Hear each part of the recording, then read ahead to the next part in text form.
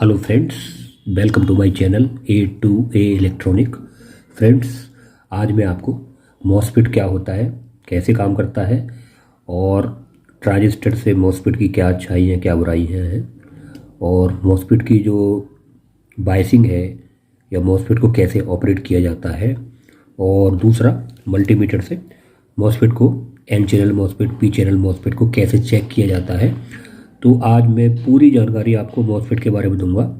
इस वीडियो को देखने के बाद आपको मॉसफेट से रिलेटेड जो भी जानकारियां हैं वो जहां तक संभव है पूरी मिल जाएंगी। तो वीडियो पूरा देखेंगे तो आपको मॉसफेट के बारे में काफ़ी अच्छी जानकारी मिलेगी। फ्रेंड्स, ये मॉसफेट दो तरीके का होता है, एक एन चैनल और एक पी चैनल। जो तीर अंदर जा रहा है वो एन चैनल है, एन टाइप है एन चैनल, और जो तीर बाहर आ रहा है वो पी टाइप है। और इसमें भी ट्रांजिस्टर की तरह 3 टर्मिनल होते हैं। ट्रांजिस्टर में जो बेस होता है वो इसमें गेट होता है, ट्रांजिस्टर में जो कलेक्टर होता है वो इसमें ड्रेन होता है, और ट्रांजिस्टर में जो एमीटर होता है वो इसमें सोर्स होता है। एक डायोड लगा हुआ होता है अंदर। एन चैनल में कलेक्टर पे जो ड्रेन होता है उस पर कैथोड होता है और सोर्स पे एनोड होता है, और पी चैनल में ड्रेन पे एनोड होता है और सोर्स पे कैथोड होता है। और ज़्यादातर मॉसफेट में फ्रेंड्स जो टर्मिनल होते हैं, जैसे कि ये, तो पहला टर्मिनल गेट होता है जो बॉडी से जुड़ा हुआ होता है, और तीसरा सोर्स होता है। ज़्यादातर मॉसफेट में ऐसे ही टर्मिनल होते हैं, ट्रांजिस्टर की तरह चेंज नहीं होते। मॉसफेट में इस तरह के ही टर्मिनल होते हैं।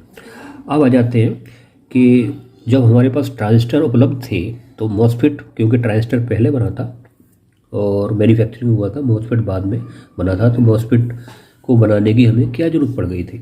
तो फ्रेंड्स, मॉसफेट जो है वो वोल्टेज कंट्रोल डिवाइस है। यानी कि गेट पे जब हम वोल्टेज इसको देते हैं, बायसिंग वोल्टेज, कोई सिग्नल देते हैं, तो ड्रेन और सोर्स के बीच में जो बहने वाली करंट है वो हम वोल्टेज से कंट्रोल कर सकते हैं। यानी कि वोल्टेज कम ज़्यादा करके ड्रेन और सोर्स के बीच में जो करंट बह रही है उसको हम कंट्रोल कर सकते हैं। ट्रांजिस्टर में इसके अपोजिट होता है। ट्रांजिस्टर में हमको करंट कम ज़्यादा, बेस पे करंट कम ज़्यादा देकर कलेक्टर और एमीटर के बीच में जो करंट बह रही है उसको कंट्रोल किया जा सकता है। वोल्टेज, मॉसफेट में वोल्टेज यहाँ इस गेट पे दिए जाते हैं और करंट की बहुत ही कम ज़रूरत पड़ती है। इसलिए जो स्विचिंग लॉसेस हैं, यानी कि जो गेट का सर्किट बनता है उसके लॉसेस, या गेट को ड्राइव करने के लिए जो सर्किट बनता है उसकी जो वोल्टेज है वो काफ़ी कम होती है। और अगर हम ट्रांजिस्टर को ड्राइव करते हैं तो उसमें स्विचिंग लॉसेस ज़्यादा होते हैं। उसके बाद में कंडक्शन लॉसेस है। जैसे जैसे ट्रांजिस्टर गर्म होता जाता है उसका इंटरनल रेजिस्टेंस बढ़ता जाता है, जिससे कि वो ज़्यादा हीटअप होता है। लेकिन मॉसफेट में इसका उल्टा होता है। जैसे जैसे मॉसफेट गर्म होता जाता है उसका कंडक्शन है, लॉसेस है, वो कम होता जाता है। हालांकि ये प्रैक्टिकली ही है, थ्योरेटिकल है। प्रैक्टिकली में भी ऐसा होता है और कभी कभी नहीं भी होता है। अगर हम अच्छी हीट सिंक लगाते हैं तो स्विचिंग और कंडक्शन लॉसेस को इसमें कम भी कर सकते हैं। ट्रांजिस्टर में भी इसको कम कर सकते हैं। दूसरा है फ्रीक्वेंसी। ट्रांजिस्टर जो है एक लिमिट है, उस लिमिट तक ही फ्रीक्वेंसी इनकी होती है, लेकिन मॉसफेट की फ्रीक्वेंसी काफ़ी हाई होती है। यानी कि मॉसफेट काफ़ी हाई फ्रीक्वेंसी के हमें मिल जाते हैं। एक सबसे बड़ी दिक्कत आती है ट्रांजिस्टर में कि इनकी जो करंट कैपेसिटी है वो लिमिट में है। आप अगर देख लें 15, 20 या 25 एम्पियर से ज़्यादा करंट का आपको ट्रांजिस्टर आसानी से अवेलेबल नहीं होगा। लेकिन मॉसफेट फ्रेंड्स, आप अगर देखेंगे तो 100 एम्पियर, 160 एम्पियर, इतने एम्पियर तक, उससे भी ज़्यादा एम्पियर के मॉसफेट आपको अवेलेबल हो जाएंगे और काफ़ी हाई वोल्टेज के अवेलेबल हो जाएंगे। लेकिन ट्रांजिस्टर में ये प्रॉब्लम है, हाई करंट के ट्रांजिस्टर को बनाना काफ़ी मुश्किल है। इसलिए आपको ज़्यादा वोल्टेज और ज़्यादा करंट के ट्रांजिस्टर आपको नहीं मिलेंगे। तो पहले क्या होता था कि हमें ज़्यादा करंट और ज़्यादा वोल्टेज की ज़रूरत होती थी, तो पैरेलल में ट्रांजिस्टर हमें लगाने पड़ते थे। लेकिन मॉसफेट जब से आए हैं, जब से, जैसे कि आप इन्वर्टर में ही देख लीजिए, इन्वर्टर में पहले जो ट्रांजिस्टराइज्ड इन्वर्टर बना करते थे तो उसमें काफ़ी सारे ट्रांजिस्टर हम यूज़ करते थे, लेकिन जब से मॉसफेट आए हैं तो बहुत ही कम मॉसफेट, 2-3 मॉसफेट, 3-4 मॉसफेट का यूज़ करके ही हम काफ़ी ज़्यादा पावर हम ले सकते हैं।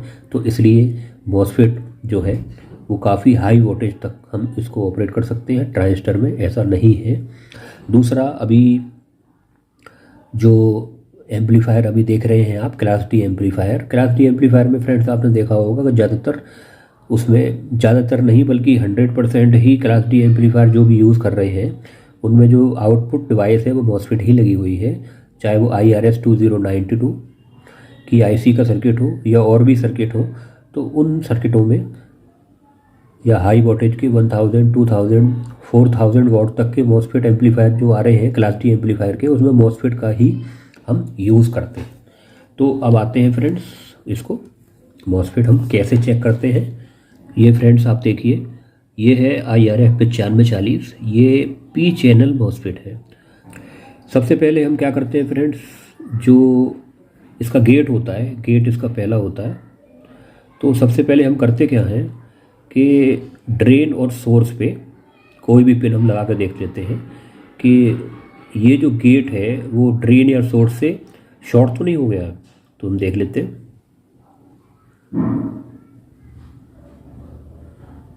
तो यहाँ आप देख रहे होंगे ये ड्रेन पे ये अभी कोई वैल्यू नहीं दिखा रहा है, ये भी ड्रेन पे कोई वैल्यू नहीं दिखा रहा है। उसके बाद में ये वाला टर्मिनल भी हम लगा के देख लेते हैं, ये कोई वैल्यू नहीं दिखा रहा है, ये कोई वैल्यू नहीं दिखा रहा है, मीटर ठीक है। उसके बाद में NP चैनल पे इस डायग्राम में आप देखिए, हमारा एनोड जो है वो ड्रेन पे लगा हुआ है। एनोड मतलब फ्रेंड्स ये पॉजिटिव, ये ड्रेन पे लगा हुआ है, और सोर्स पे हम देखेंगे वैल्यू दिखाता है।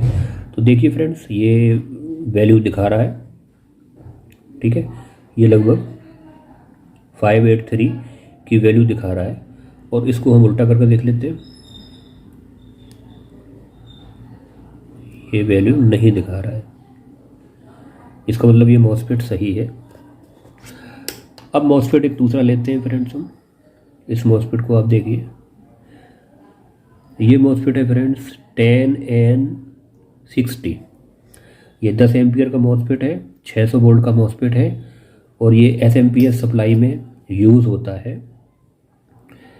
तो सबसे पहले हम क्या करेंगे, गेट पे कोई भी पिन लगा लेंगे सबसे पहले, और इसकी हम गेट को शॉर्ट देखेंगे। गेट शॉर्ट तो नहीं है, गेट ये देखिए कोई वैल्यू नहीं दिखा रहा है, ये कोई वैल्यू नहीं दिखा रहा है।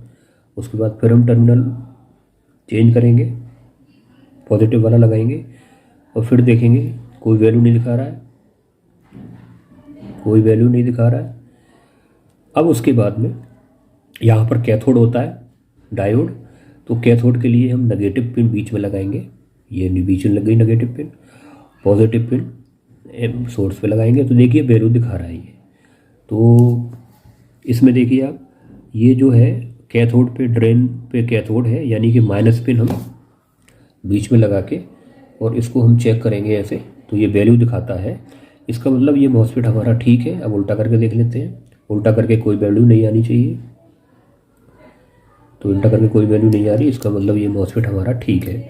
उसके बाद में इस तरीके के मॉसफेट आपको देखने को मिल जाएंगे फ्रेंड्स। ये आप देखिए IRFP 250N, ये मॉसफेट एम्पलीफायर में काफ़ी यूज़ होता है।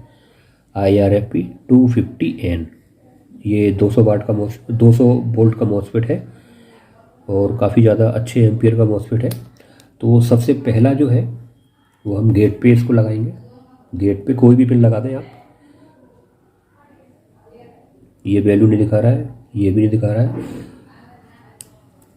गेट पे यानी कि ड्रेन और सोर्स से कोई वैल्यू हमें नहीं दिखानी चाहिए। ये देखिए, ये देखिए कोई वैल्यू नहीं दिखा रहा है। अब ये N चैनल है, तो N चैनल का कैथोड जो है वो ड्रेन पे होगा, तो कैथोड पे हम ड्रेन पे लगा देते हैं ये, और सोर्स से हमें लगा के वैल्यू मिलनी चाहिए। ये देखिए 592 वैल्यू मिल रही है, यानी कि N चैनल पे हम ये जो माइनस है नेगेटिव वाली पिन उसको लगाएंगे ड्रेन पे और सोर्स पे लगाएंगे पॉजिटिव, वैल्यू मिलेगी। अब इसको उल्टा कर देंगे और इसको चेक करेंगे शॉर्ट तो नहीं है या लीक तो नहीं है। तो देखिए कोई वैल्यू नहीं दिखा रहा है, इसका मतलब ये बिल्कुल ठीक है। उसके बाद में ये एक मॉस्फेट और है फ्रेंड्स, इसको देखिए आप, IRFP 460। ये फ्रेंड्स SMPS में यूज़ होने वाला मॉस्फेट है, 400 वोल्ट का और 20 एम्पियर का ये मॉस्फेट है। और ये भी SMPS में काफ़ी यूज़ होता है, तो इसको चेक करके देख लेते हैं। सबसे पहले वही तरीका, सबसे पहले कोई भी पिन हम गेट पे लगाएंगे और इसके गेट को देखेंगे कोई वैल्यू तो नहीं मिल रही है। वैल्यू नहीं मिलनी चाहिए अगर सही होगा तो। ये देखिए कोई वैल्यू नहीं मिल रही है। अब वही ये N चैनल है, तो N चैनल को ये कैथोड ड्रेन पे होता है और सोर्स पे एनोड होता है, तो नेगेटिव वाली पिन बीच पे आएगी, सोर्स पे पॉजिटिव। देखिए वैल्यू दिखा रहा है 517। इसको उल्टा करके हम देखेंगे एक बार, कोई वैल्यू नहीं दिखा रहा है, इसका मतलब ये मॉस्फेट बिल्कुल ठीक है। तो फ्रेंड्स इस तरीके से हम मॉस्फेट चेक करते हैं। अब आ जाते हैं कि मॉस्फेट के जो बायसिंग वोल्टेज होते हैं वो कितने होते हैं। जैसे कि ट्रांजिस्टर पे हम मिनिमम 0.7 वोल्ट देते हैं तो ट्रांजिस्टर ऑन हो जाता है, लेकिन मॉस्फेट में काफ़ी अलग है। मॉस्फेट में लगभग 4.5 वोल्ट देने से मॉस्फेट ऑन होता है और मैक्सिमम हम 15 से 18 वोल्ट तक देते हैं। सेफली हम 15 ही वोल्ट देते हैं। वैसे मॉस्फेट को मैक्सिमम 22 वोल्ट तक दे सकते हैं, लेकिन 22 वोल्ट देने में बहुत ज़्यादा खतरा रहता है, तो मैक्सिमम पावर लेने के लिए हम 15 से 18 वोल्ट ही मॉस्फेट को देते हैं और 4.5 वोल्ट पे ये ऑन हो जाता है। करंट बहुत ही कम चाहिए होती है, ठीक है। तो इसलिए मेरे पास कई कमेंट आते हैं कि क्या हम ट्रांजिस्टर की जगह मॉस्फेट यूज़ कर सकते हैं। तो फ्रेंड्स ट्रांजिस्टर में केवल 0.7 वोल्ट पे ही ट्रांजिस्टर ऑन हो जाता है, लेकिन मॉस्फेट को ऑन होने के लिए 4.5 वोल्ट चाहिए, जो कि ट्रांजिस्टर की जगह मॉस्फेट लगाने पे हमें उसके गेट पे हमें इतने वोल्ट नहीं मिल पाएंगे, 0.7 ही वोल्ट मिलेंगे, तो इसलिए वो ढंग से काम नहीं करेगा। इसलिए हम ट्रांजिस्टर की जगह मॉस्फेट का यूज़ नहीं कर सकते। मॉस्फेट में एक दिक्कत और होती है कि मॉस्फेट में अगर ज़्यादा वोल्टेज चले जाए तो मॉस्फेट का गेट पंचर हो जाता है, यानी कि मॉस्फेट का गेट जो है वो ख़राब हो जाता है। उसके प्रोटेक्शन के लिए, गेट प्रोटेक्शन के लिए हम दो चीज़ यूज़ करते हैं। एक ये जीनर यूज़ करते हैं, 18 वोल्ट का जीनर हम यूज़ करते हैं, ये इस तरीके से हम इस पे लगाते हैं। और एक 10K की रेजिस्टेंस लगाते हैं। 10K की रेजिस्टेंस फ्रेंड इसलिए लगाते हैं जिससे कि जब इस पर सिग्नल मिले गेट पे तभी ये ऑन हो। कभी कभी फॉल्स ट्रिगर हो जाता है, यानी कि जब हमें ऑन करने की ज़रूरत नहीं है फिर भी ऑन हो सकता है। तो उससे बचने के लिए हम 10K की एक रेजिस्टेंस को सोर्स से कनेक्ट करते हैं और इसी तरह से हम ये डायोड लगाते हैं। डायोड क्या करता है कि जैसे 18 वोल्ट का डायोड मैंने लगाया हुआ है, तो गेट पे 18 वोल्ट से ज़्यादा का सिग्नल है, उसको ये गेट पे नहीं जाने देगा, यानी कि उसको ये रोक लेगा, तो हमारा गेट जो है वो सुरक्षित रहता है। तो फ्रेंड्स आज के लिए इतना ही। अगर वीडियो पसंद आया हो और आज आपको कुछ सीखने को मिला हो तो मेरे चैनल को सब्सक्राइब करें, मेरे वीडियो को लाइक करें, शेयर करें। Thank you very much.